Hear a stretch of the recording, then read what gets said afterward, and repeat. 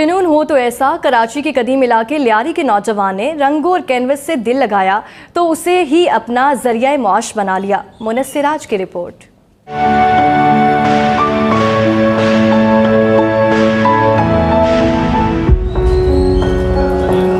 لیاری کی ان تنگ گلیوں اور اس چھوٹے سے فلیٹ میں ایک بڑا فنکار رہائش پذیر ہے جو نہ صرف رنگوں سے کھیلنے کا ماہر ہے بلکہ اپنے اس ہنر سے جنون کی حد تک لگاؤ بھی رکھتا ہے۔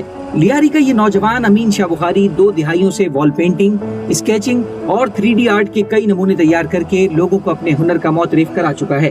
3D oil painting, water colour, calligraphy, sketching وغیرہ، الحمدللہ کوئی بھی میڈیم ابھی تک میں نے چھوڑا نہیں ہے، سب میڈیم میں نے کام کیا، اور انشاءاللہ اب آنے والے وقت میں ڈیجیٹل کمپیوٹر آرٹ جسے کہتے ہیں وہ بھی کام میں انشاءاللہ شروع کروں گا۔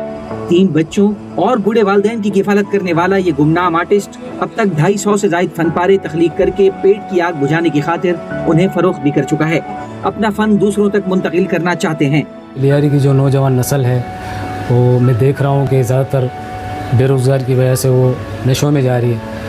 اگر حکومت کی طرف سے مجھے کوئی سی اکیڈمی قائم کر دی جائے تاکہ میں اپنا یہ جو آرٹ کا ہنر ہے یہ ضائع نہ ہو، میں چاہتا ہوں کہ میں منتقل کروں ان لوگوں کو جو افورڈ نہیں کر پاتے ہیں، میں انہیں جو ہے بلا معاوضہ یہ ہنر دینا چاہتا ہوں۔ امین شاہ بخاری رنگ اور برش کے تال میل سے اب تک متعدد قدرتی مناظر، مشہور شخصیات کے فن پارے اور پینٹنگز بنا چکا ہے۔ گھر کے ایک چھوٹے سے کمرے میں قائم آرٹ گیلری میں موجود قرآنی آیت پر مشتمل کیلی گرافی کا فن پارہ بھی اس کی صلاحیتوں کا منہ بولتا ثبوت ہے۔ کینوس پر رنگ بکھیر کر نت نئے شاہکار تخلیق کرنے والے امین شاہ اور ان جیسے دیگر آرٹسٹ بلا شبہ پاکستان کا سرمایہ ہیں۔